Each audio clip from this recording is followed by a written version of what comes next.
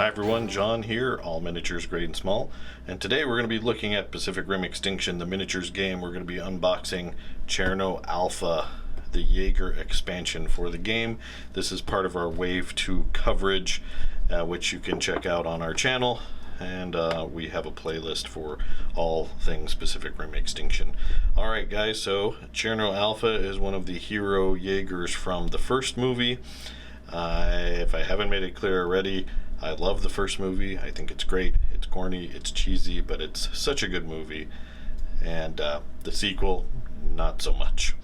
So even when it comes to designs, I really like the designs of both the Jaegers and Kaiju in the first movie over the second movie. I think Cherno Alpha is one of those designs that you're either going to love or hate. You're going to think it looks stupid, or you think it's going to look pretty cool. But I'm on the first camp. I love how it looks. Alright, so this contents, just like all the others, you get the Cherno Alpha Jaeger model, you get a con pod, which is the unit sheet, 6 action cards, 3 Jaeger pilot cards, 3 upgrade cards, 1 charge counter, 1 ammo counter. And the fluff says, the juggernaut Cherno Alpha joins the battle. This Mark I bruiser engages kaiju threats with thick armor plates and supercharged Tesla fists, making short work of careless foes. Okay. Very cool. Let's open it up. And check it out.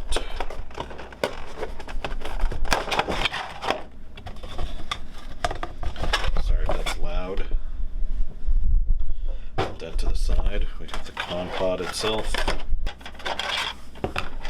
And the cards.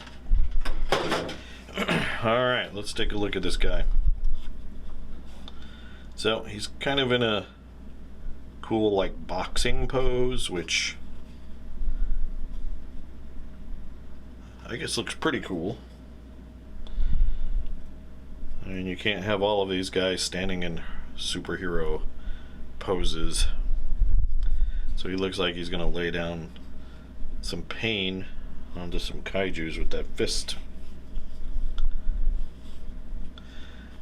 And it looks like this fist is extended, where this fist is still in. He's got kind of like a piston fist that can repeatedly punch someone.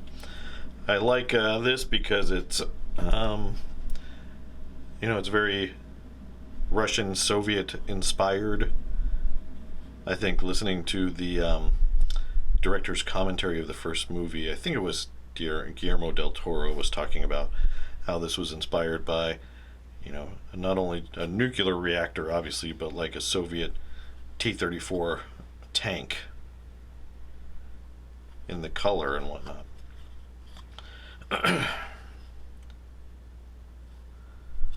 But looks pretty good, some good detail there. So far I've been impressed with the quality of the pre-paints. There we see some of the, I don't know if that's a decal or just a paint application, but there's stripes, the star. Very cool. This is a Mark I Jaeger, although they really don't in the game differentiate that very much. Let's go ahead and look at the com pod here. A movement of 2, which is pretty slow. 1 for action, 2 for attack, 5 on defense, and it costs 4 points.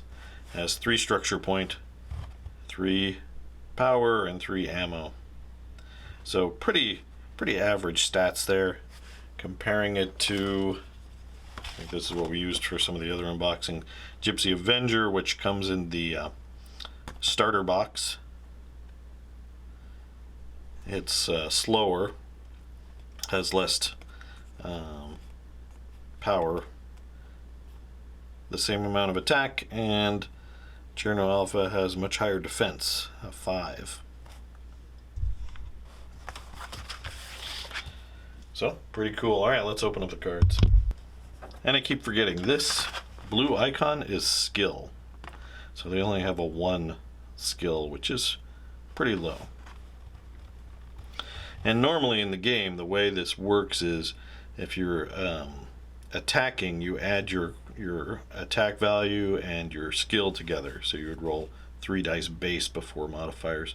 If you're defending, you'd roll your defense and your skill, so 6 dice. So that's pretty good. So having a super high value here, but having a low value here, you know, kind of negates some of that. So he's getting 6 dice, whereas Gypsy Avenger here has a 3 for skill and a 2 for armor. So Gypsy Avenger's rolling 5 dice for defense, which is you know, not bad, only 1 die less. Of course, Gypsy Avenger costs 6 points to the 4 for Cherno Alpha. Alright, let's check out the cards and see how we can customize it. You know, each Jeager has these stats, and some have more hit points, some have more charge or more ammo, but the cards are another way that you can customize your mech. So let's go ahead and open this up. You of course have your counters for your ammo and power. You have 3 upgrade cards. 2 are Cherno Alpha specific and 1 is generic. So the first one is Slugger Not Engine, Cherno Alpha only. When you make an attack with the run action, gain 1 power for that attack. Tesla Fists, Cherno Alpha only. If you roll 2 or more triggers while making a melee attack, you may slam the target 2 hexes. So that means push the target model back 2 hexes. Then the generic card, Foot Spikes. If you roll 1 or more triggers while defending, you cannot be moved by the attack. So if someone hits you with something like Tesla Fists, which would push you back, Foot Spikes can keep you in place.